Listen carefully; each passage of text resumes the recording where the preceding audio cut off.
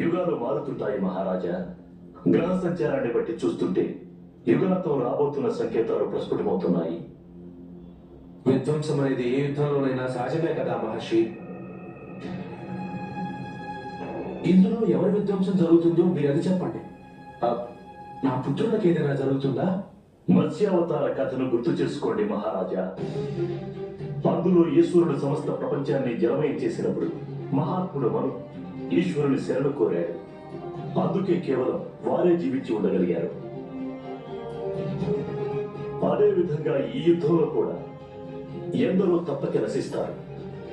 వారందరిపై ఈశ్వరుని కరుణ లేనట్లేదు. ఒకవేళ మీ పుత్రుడు కూడా ఈశ్వరుని త్యజించి ఐశ్వర్యాలనే మోహించి ఉంటే వారి వినాశనం జరుగుతుంది మహారాజా.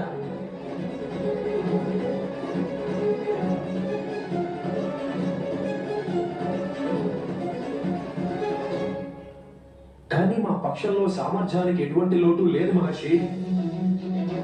మైతాత్ములు భీష్ముడు, ద్రోణాచార్యుల వారితో పాటు మహారథి కర్ణుడు వంటి మహాయోధులు మా పుత్రులను రక్షించేందుకు గాను రణభూమిలో సిద్ధంగా ఉంటారు. కుజుడు, బుధుడు, శుక్రుడు, శని, రాహుకేతువులు, సూర్యుడు, అలాగే చంద్రుడు, ఈ గ్రహాల ఎదుట ఎవరి శక్తి పనికిరాదు మహారాజా.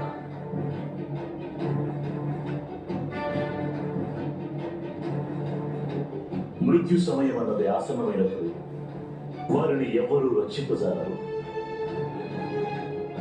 కానీ తమ వరకు ఆ దారుణాలను ఎదుర్కొనేందుకు మీ మనసును సిద్ధం చేసుకోవాలి మహారాజా.